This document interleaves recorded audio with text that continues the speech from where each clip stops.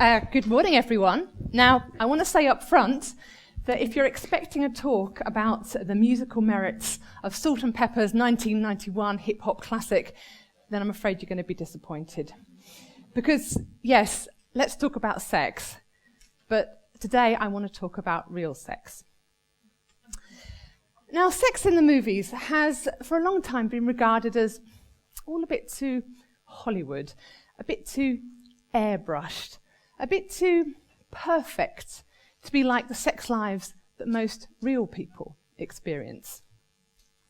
But that said, given the evidence, and I use the term loosely, from the sex surveys that appear from time to time in glossy magazines and the tabloid press, apparently completed by real people, which suggests that everyone is doing it all the time, every and all night and day, with at least one partner, if not several, every which way, and is loving it.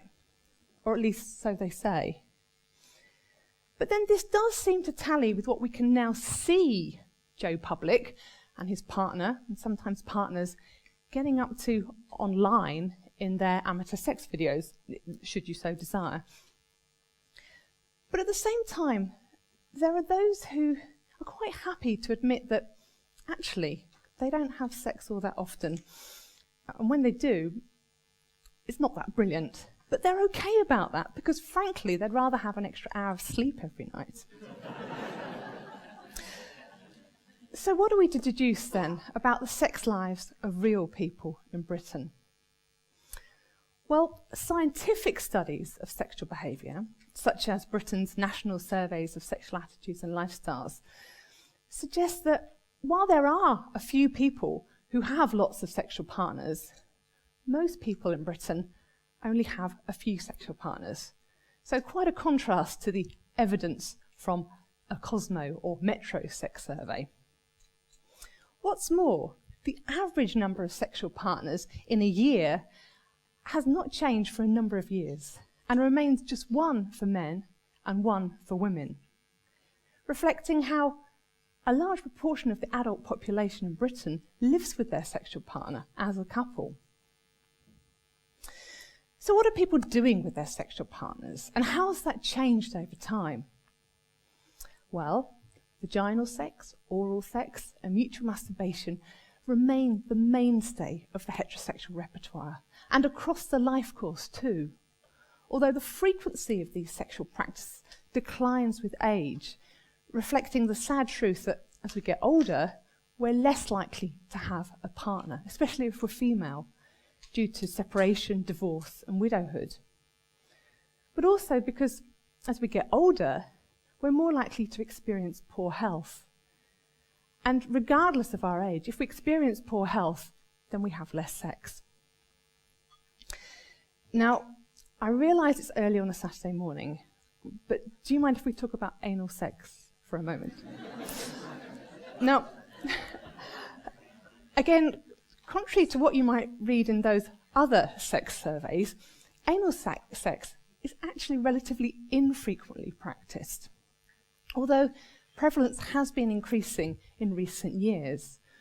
But we don't know whether this is due to more people making it part of their regular sexual repertoire, or just an increase in people experimenting with anal sex.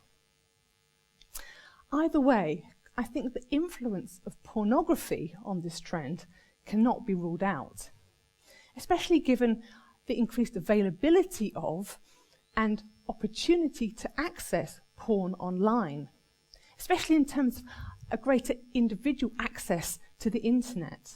I mean, think back to, say, the 1990s, when households that did have a computer typically had the one PC for everyone in the home to share. Or when I was a student at that time, just giving away my age, few people at university had their own computer, let alone internet access. And so if we as students wanted to check our emails or surf the net, then we'd have to queue up and wait for a computer in one of the university's computing suites. So neither setup is particularly conducive to accessing porn online, although I'm sure some of the guys in my halls did anyway.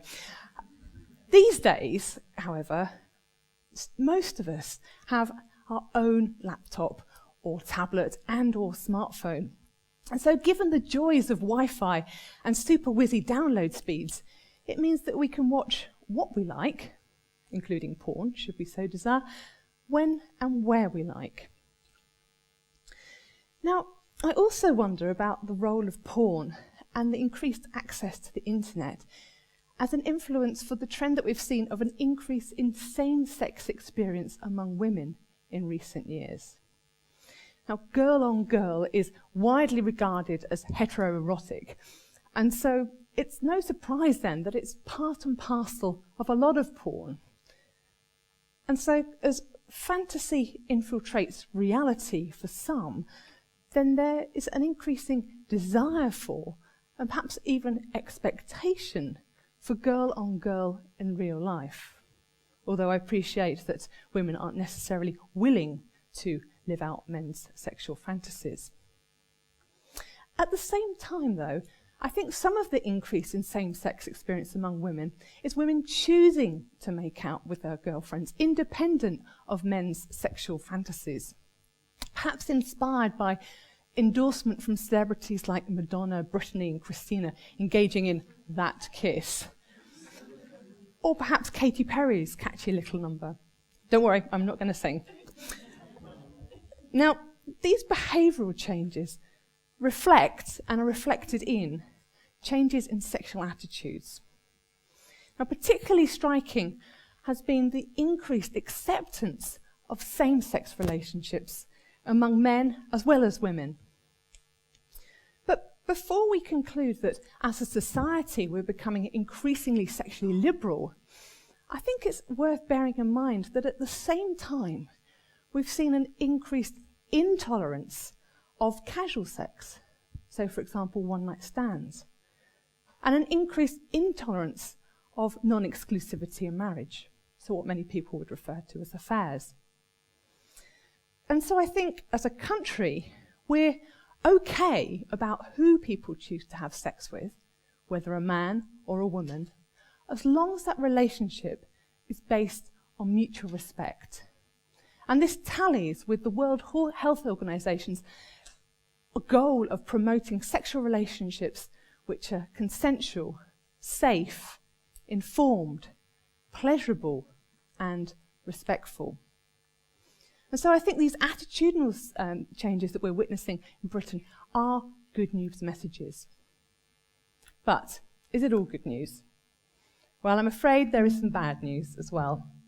And that is that as a country, we're having less sex these days.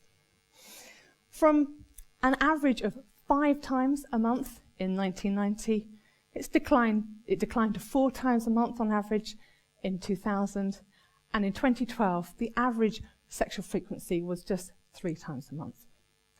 Now, before we get all depressed about the state of affairs, I just want to explain that some of this decline is due to demographic change. So because people who live together, who live with their partners, tend to have more sex because they have a greater opportunity to do so, then because we've seen a decline in the proportion of the population who lives with their partner in Britain, then this in part explains the decline in the amount of sex that we as a country have. However, I'm afraid there's some more bad news, and that is that this decline in sexual frequency has also been observed among those who live with their partners. And this is doubly bad news because we know that the longer someone's with someone, in a relationship with someone, the less sex they tend to have, as evident from what's been described as the most depressing graph in science. Now picture, if you will, a graph where we've got sexual frequency on one axis and relationship duration on another. And yes, you've guessed it, the curve is a downward one, hence the label of the most depressing graph in science. So why?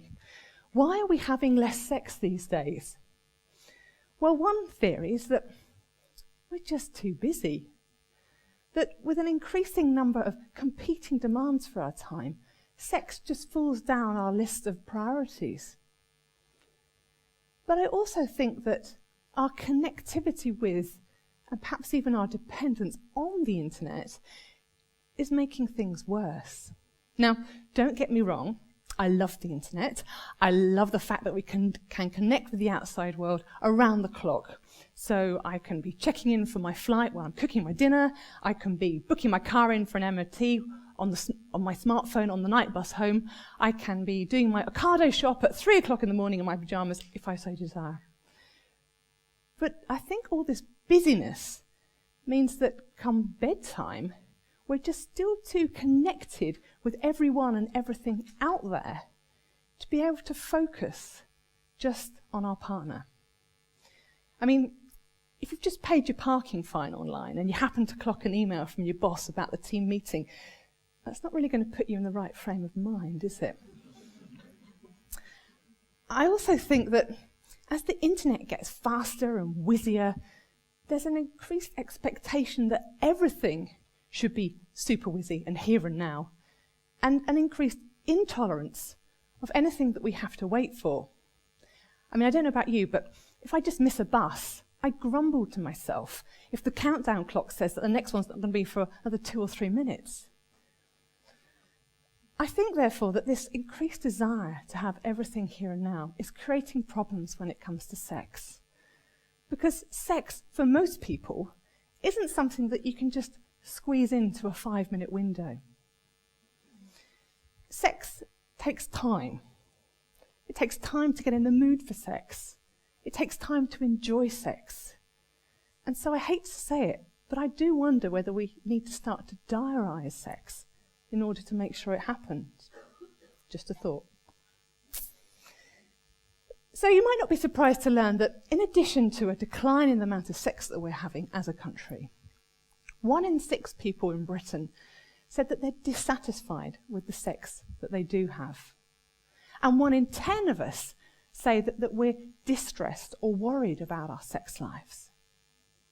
And so I think the challenge then isn't just about increasing the quantity of sex that we have, but also the quality of that sex. So how can we make that happen? Well, I think that we need to make our personal space just that, our personal space, without the rest of the world present or even having the potential to be present. Now, an obvious place to start for most people is the bedroom, but surely that goes without saying.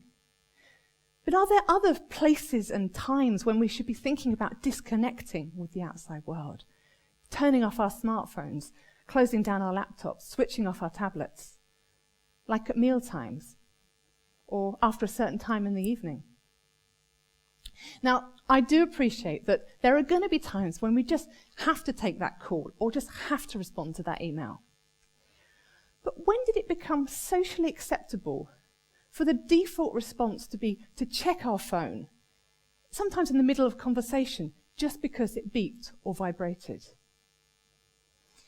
Back in the day when the only way that we could be disturbed was if someone phoned us on our landline or there was a knock at the door. And it was socially acceptable to sometimes let the answer phone take the call or not to answer the door. Why then do we find it so difficult to say no to our smartphones, laptops, tablets, disturbing us and disturbing the time that we have with those closest to us? I think that if we can create a personal space where we have time for quality conversations and quality sex, it will benefit not just our sexual relationships, but our personal relationships too, with our friends, with our family. As the easiest way to make someone feel valued is to give them our undivided attention. Indeed, I find it ironic that although the internet can facilitate communication and relationships, its constant presence in our lives may well be eroding the relationships that we value the most. And so as I end, I have a challenge for us all, and that is to disconnect, to build in some disconnect time, when we disconnect from everyone and everything out there. Every day, ideally, but let's see, try it once a week. and start to enjoy uninterrupted conversations and quality time with those closest to us. And who knows where it will lead. Thank you.